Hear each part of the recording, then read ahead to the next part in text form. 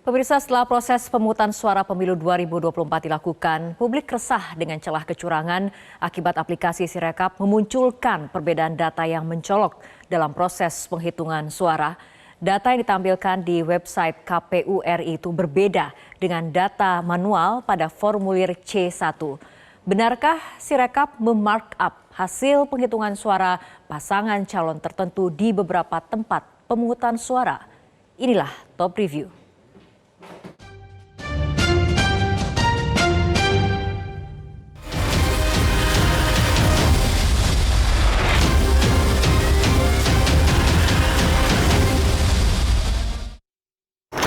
Memasuki masa rekapitulasi penghitungan surat suara pemilu 2024. Seharusnya di masa-masa ini rakyat bisa merasa tenang karena bisa menyerahkan kepercayaan sepenuhnya kepada KPU untuk menyelenggarakan perhitungan surat suara resmi, yaitu melalui mekanisme real count. Namun ternyata rakyat justru merasa resah karena menemukan sejumlah kejanggalan yang terjadi mulai dari periode pencoblosan hingga penghitungan dari suara pemilu 2024. Salah satunya adalah kita tidak mengetahui apakah ini merupakan hasil dari manipulasi maupun hanya human error saja. Namun ternyata data-data yang diunggah di aplikasi maupun website Sirekap resmi KPU berbeda dengan data-data yang terjadi di TPS, yaitu melalui formulir dari C1 Plano. Perbedaan suara 3 calon presiden dan calon wakil presiden antara tabulasi di website dan hitungan manual atau formulir C1 Plano yang diunggah di aplikasi Sirekap KPU RI itu terlihat pada penghitungan suara di tempat pemungutan suara TPS 054 di Pulau Gebang, Cakung, Jakarta Timur. Dalam web KPU, pasangan Prabowo Subianto dan Gibran Rakebuming Raka mendapat jumlah suara yang sangat tinggi, yakni 748. Jumlah itu berbeda dengan yang terdokumentasi di form C1 Plano, yakni 74 suara. Namun setelah dicek pada Kamis 15 Februari pagi, data tersebut sudah berubah dan sesuai dengan yang terdokumentasi di C1 Plano. Menurut Bagus Suryo Nugroho, warga Kelurahan Jati, Kecamatan Pulau Gadung, Jakarta Timur, perbedaan suara 3 capres dan cawapres di aplikasi Sirekap antara tabulasi web dan formulir C1 Pleno tidak hanya terjadi di wilayahnya saja. Ia mendapat informasi perbedaan itu juga muncul di daerah lainnya. Hasil ada di Sirekapnya, yang itu bisa dilihat di websitenya KPU, itu terjadi perbedaan. Yang mana yang berubah? Nah, perbedaan itu terjadi di untuk TPS yang saya lihat ya waktu itu ya, itu memang case-nya adalah untuk yang paslon 1 dan paslon 2, Mbak Afi. Yang mana yang bertambah dan yang mana yang berkurang? Ya, jadi kalau yang di kasusnya untuk di TPS saya sendiri gitu ya, mungkin di TPS lain berbeda, kejadiannya memang si TPS calon nomor urut 1, paslon 1 yang berkurang dan yang paslon 2 itu bertambah. Tapi saya nggak dengar juga dari tempat lain, ini nggak terjadi di hanya paslon 2 doang yang bertambah. Ada kejadiannya paslon 1 yang bertambah, ada juga yang paslon 3-nya bertambah juga kayak gitu. Jadi kan kalau perhitungan ya, seperti biasa kalau setelah seluruh selesainya mencoblos, ada proses perhitungan, mulai dari perhitungan presiden, calon presiden, ada juga DPR, DPRD, dan DPD. Nah, dari keempat ini semuanya harus diupload. Setelah diisi C hasilnya, diupload semuanya. Nah, setelah diupload itu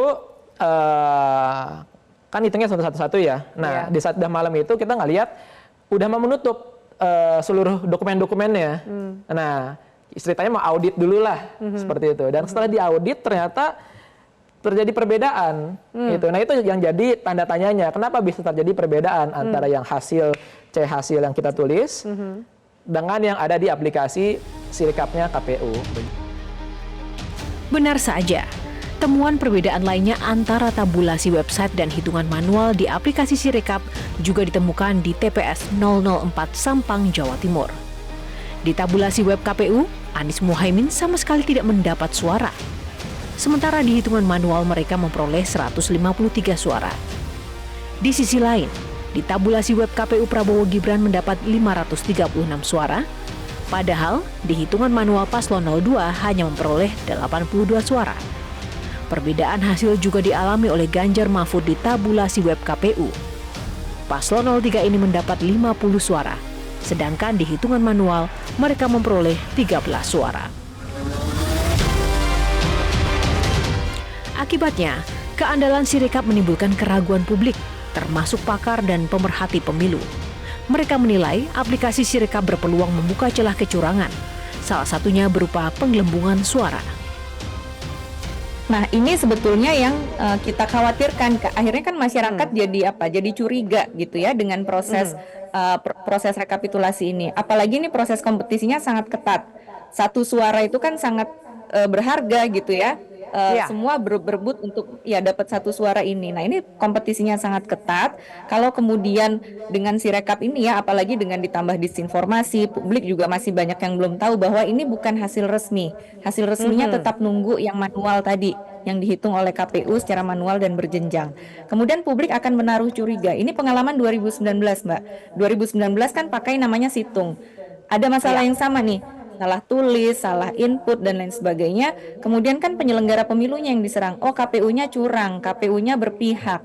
Dan kalau kita ingat kan 2019 pasca diumumkan hasil pemilu, lalu terjadi demo besar-besaran. Kan kita nggak ingin itu terjadi lagi gitu ya. Makanya KPU-nya cepat nih jelasin kepada publik. Selain keandalan sistem Sirekap, resiko kecurangan pemilu juga ada pada keamanan Sirekap. Pasalnya, bukan tidak mungkin ada pihak-pihak tertentu yang menyedot data dan secara sistematis dari aplikasi tersebut, sehingga menimbulkan kekacauan pada real count KPU RI berupa tabulasi nasional. Tabulasi itu diduga untuk menyaingi hitung cepat oleh lembaga survei yang masih terhambat dengan perangkat lunak dan keras dari mesin pemindai yang dipasang di kecamatan. Sejauh ini, KPU RI mengaku ada perbedaan hasil konversi Sirekap dengan formulir hitung manual atau C1 Pleno yang diunggah di 2.325 TPS seluruh Indonesia. Namun, Ketua KPU RI Hasyim Asyari menyatakan perbedaan konversi hanya sedikit, yakni sekitar 0,64% atau di bawah 1% saja. Hasyim pun berjanji tetap akan mengoreksi perbedaan konversi tersebut dan menegaskan bahwa KPU RI tidak berniat untuk memanipulasi maupun mengubah suara pemilu 2024. Sebetulnya di dalam sistem atau Sirekap mengenali bahwa hasil konversi itu ada yang salah atau tidak tepat dengan data dalam hitungan maupun penulisan di dalam formulir yang diunggah itu. Di dalam sistem Sirekap yang ditemukan itu ada 2.325 TPS. Saya ulangi ya, 2325 TPS yang ditemukan antara konversi hasil penghitungan suaranya dengan yang formulir diunggah itu berbeda. Nah, tentu ini menunjukkan bahwa Sirekap sendiri sebagai sistem mengenali ada yang tidak tepat atau tidak sama antara apa yang hasil konversinya dengan ini. Sampai saat ini, sebagaimana kami sampaikan tadi, yang sudah diunggah itu 358.775 TPS atau 358.775 TPS yang sudah diunggah. Penghitungan suara Pilpres menjadi tahap pertempuran berikutnya usai pencoblosan. Menghitung suara menjadi sakral karena silap atau khilaf dalam menghitung suara di pemilu 2024 bisa berakibat fatal.